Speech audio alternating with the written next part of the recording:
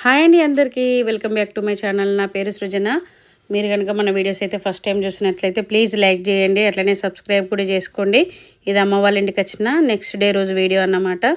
ఈరోజు అయితే బోనాలు, పోషమ్మ తల్లి బోనాలు అన్నమాట. పోషమ్మ తల్లి బోనాల కోసం అయితే ఇంట్లో అంతా క్లీన్ చేసుకున్న తర్వాత దీపం ముట్టించుకొని కూరడు కూడా ఊది చేసుకున్నాం. నాన్న కోసం అయితే టమాటా కర్రీ చేసిన, పిల్లలకి కర్డ్ రైస్ లాగా చేసిన అన్నమాట. ఎందుకంటే బోనం చేసి ఇంటికి వచ్చేసరికి అయితే చాలా లేట్ అయిపోతుంది.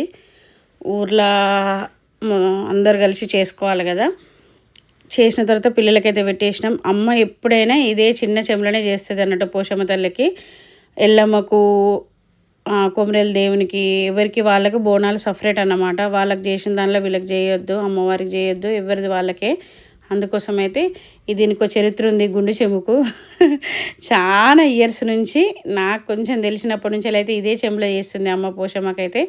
అందుకని ఇదే చెంబులో, ఇంకోటి కొనొచ్చు కదా అమ్మ అన్న పెద్దదన్నా కూడా తనైతే ఇందులోనే చేస్తుంది. ఇక పసుపు వేసుకొని అయితే బియ్యం కడిగి నానబెట్టేసి వండుకున్న తర్వాత, బోనం వండుకున్న తర్వాత పోషమ్మ తల్లి దగ్గరికి ఓన్లీ పసుపు అన్నమే తీసుకెళ్తాం అన్నమాట బోనంలకి.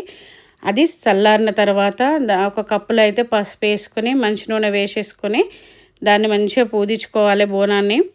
ఒక్కొక్కరు ఒక్కొక్క రకంగా చేసుకుంటారు. అమ్మ అయితే పసుపు నూనె కలిపి బోనానికి మొత్తం ముందు రాసేసి తర్వాతనైతే బొట్లు పెట్టుకుంటుంది. కుంకుమ, పసుపు, తెల్లపిండి నేను పెడతా అంటే తనకు నీట్గా ఉండాలి బోనం ఊదిచే కాడ, లేకపోతే నచ్చది అమ్మకి. అమ్మాయి పెట్టేసుకుంది.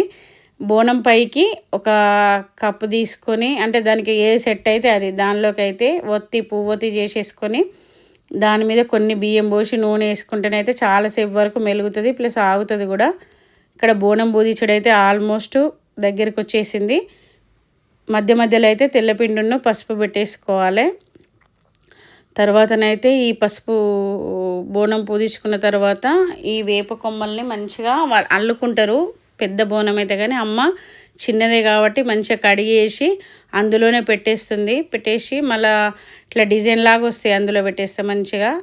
పెట్టేసిన తర్వాత అన్నం కూడా ఏం చేదెక్కది, మంచిగా ఉంటుంది. అట్లనే పూజించుకున్న కప్పు కూడా ఉంటుంది కదా పైన దీపం పెట్టేసుకునేది, అదైతే పెట్టేసుకున్న తర్వాతనైతే నెక్స్ట్ అమ్మవారికి అయితే బియ్యం పోస్తారు కదా, బియ్యం కలుపుకోవాలన్నమాట. ఇప్పుడు ఇది రెడీ చేసి పక్కన పెట్టేసుకున్న తర్వాత మనమైతే ఒక బేషన్లో బియ్యం తీసుకొని పసుపు నూనె వేసుకొని అయితే బియ్యం కలుపుకుంటున్నాం. బియ్యం కలిపేసుకొని నేను కూడా కలిపిన లాస్ట్లో బియ్యం పసుపు నూనె వేసి అయితే బియ్యం కలుపుకొని అందులోకి మంచిగా కలగలుపుకోవాలన్నట్టు. ఒక్కటి తెల్ల గింజ కూడా కనబడకుండా మంచిగా కలిపేసుకొని, ఈ బియ్యం పోస్తే చాలా మంచిది అమ్మవార్లకి. ఏ అమ్మవారికైనా బియ్యం అనేది కంపల్సరీ వెళ్ళాలి ఇంట్లోకి వెళ్ళి, చాలా మంచిది.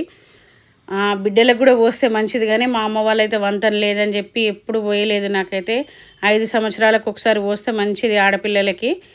తర్వాత బియ్యం కలిపేసుకున్న తర్వాత ఒక కుడుక, అందులో పోక, ఖర్జూర పండు, చిల్లర నాణెం ఒకటి, తర్వాత బ్లౌజ్ పీజు పెట్టేసి కొబ్బరికాయలను కూడా మంచిగా కడిగి కొంచెం బొట్టు పెట్టేసుకుని అయితే రెడీ చేసి పక్కన పెట్టేసుకుంది. అమ్మకి దేవుడు ఉన్నాడు అన్నమాట. దేవుడు అంటే దానం చేయించుకుంది. విలేజ్లో ఉన్న వారికి చాలామంది తెలిసి ఉంటుంది ఎట్లా ఏంటిది అనేది, అదని ప్రాసెస్.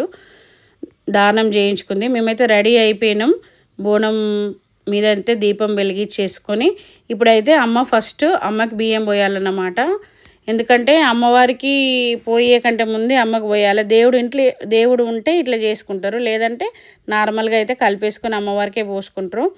5 సార్లు అంటే 5 చేతులు అంటారు.